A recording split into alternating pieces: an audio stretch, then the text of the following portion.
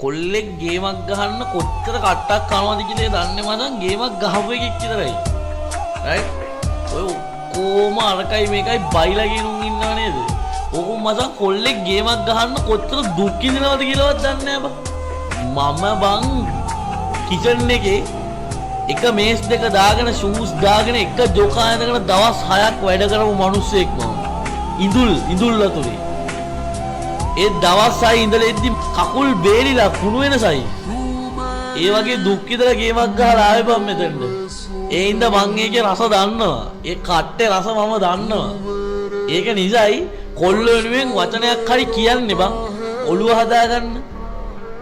ඒවවත් තේරුම් ගන්න බැරි තරම් මානසික මට්ටම් තියෙන කොල්ලෝ ඉන්න උන් හිතන්නේ ලව් කියන්නේ එන ලොකු දෙයක්.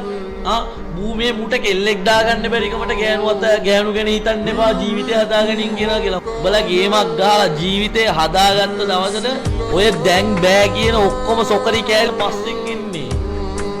මං කියන්නේ ජීවිතේ ගේමක් ගහන්න ඕනේ කියලා මොරාල් එක දෙන කොල්ලන්ට හරියන්න ඕනේ. ආයේ එකෙන්ම හරියන්න ඕනේ.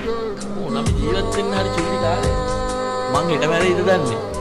රයිට් මං හෙට මැරුණත් මං දන්නවා මං වෙනුවෙන් හදන්න කොල්ලෝ 100ක් 200ක් ඉන්නවා කියලා මට ඒ ඇති. කවදා හරි මං මැරිච්ච දවසට ගේමක් ගහපු කොල්ලෝ 100ක් හරි ඉන්න ඕනේ. හරිද? මං මැරුණ දවසට මගේ වල ළඟට ඇවිල්ලා කියන්න ඕනේ. මං ගේමක් ගැහුවා අයියෝ උඹ කිව්ව ටික අහලා මම ගේමක් ගැහුවා කියලා ඇවිල්ලා කියන්න ඕනේ.